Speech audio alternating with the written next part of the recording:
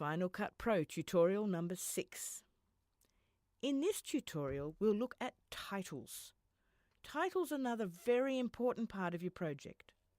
We have footage here of a young boy doing a high jump, and he actually succeeds, so it's a rather huge celebration. We want to put a title at the front, whether it be for a news item, whether it be the title at the beginning of your project, or whether it be words you want to put on top of your film. You can use the titles available here to you, obviously under the letter T. There are times when you'll need to add credits at the end or elements, a person's name in an interview, etc. All of these options are available to you under titles. Obviously, at the beginning of your film, you'd like something that's rather spectacular, something that, once again, enhances your project.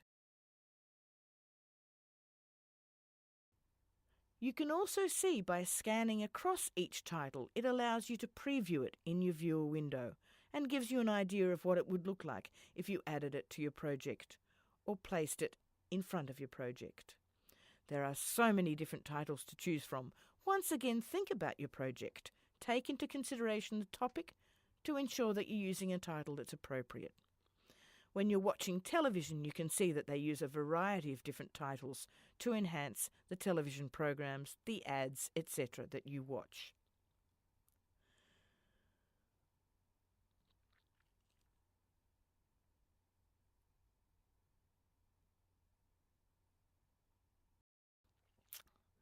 So, for today's project, I'm going to use this end page to start out our project. It's incredibly colourful, incredibly bright. Now, I can either place it on top of my footage or in front of it. I'd like it to make it the whole image at the front, so I'll slip it in front of our project. Now, first thing we've got to remember is we can change virtually everything about this title by simply clicking on the words to then add in our title, whatever words you'd like to put in there. All you have to do is click on the word in the viewer and it allows you to type in directly. You'd like to add the names of the people involved in the project or information about your project. If you select the title, you can come over here into the inspector window. First thing you do is click on title and you'll see here we're allowed to use squares instead of circles. Given a couple of seconds, your viewer window will show you exactly what that would look like. You can use triangles. They also have a variety of colours that are selected there to once again match with whatever your project requires as a title. Let's go back and we'll choose squares at the moment. I kind of like that. And we'll leave it as green. Under the text, you can select and remove text. You can add text. You can edit text. You can put in whatever words you need to ensure that people know what your project is about.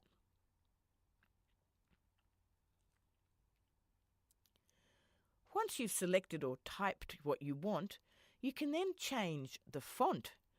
And Final Cut Pro gives you the fonts written in the font, so you can preview exactly what that's going to look like as you pan down. You can choose regular. Some fonts have a variety. For example, Baskerville, which is a very popular font, has got a variety of different styles.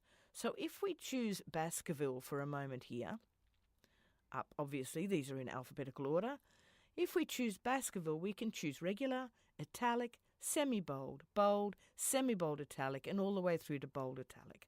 Lots of options. You're always able to change things to the way you'd like them. Okay, we'll just choose italic for the moment. You can choose the size of your font simply by selecting it and using the size bar. You can choose the alignment, which is important depending on where you want your words to end up on the screen. You can use line spacing. Once you've got 2 or 3 lines of text, line spacing is important. It changes how your text looks if you've got a variety of lines of text. For example, if we type another line of text by simply pressing the space bar, the return key, and typing more, our line spacing will allow us to either put the text close together or further apart. Tracking allows us to move the letters further away from one another or scrunch them up together. Kerning is how your letters fit together, and some fonts will not change with kerning. So you can see that is blacked out with this particular font. We don't need to change that. And the baseline is simply the baseline, meaning where your font is or your title is on the screen. So you can change everything to do with your title. We can also change the colour by opening the face panel and selecting a colour. We can change it to whatever colour you want your words to be. Pay particular attention to what the background colour is, otherwise you won't be able to see the words on the screen. You can change their opacity. You can make them disappear or make them extremely bright. An outline will give more of an effect to your letters, particularly if you have a background that's very busy. And you can also add a width and a blur to that outline. Once again, it's all about your preferences. You can add a glow, an internal or external glow, which changes the look, once again, of your writing, but you can individualize your titles. Obviously, the very ever-popular drop shadow is simply by clicking on drop shadow, we can open it and give it a drop shadow, put a distance on that drop shadow, and change the look of our font.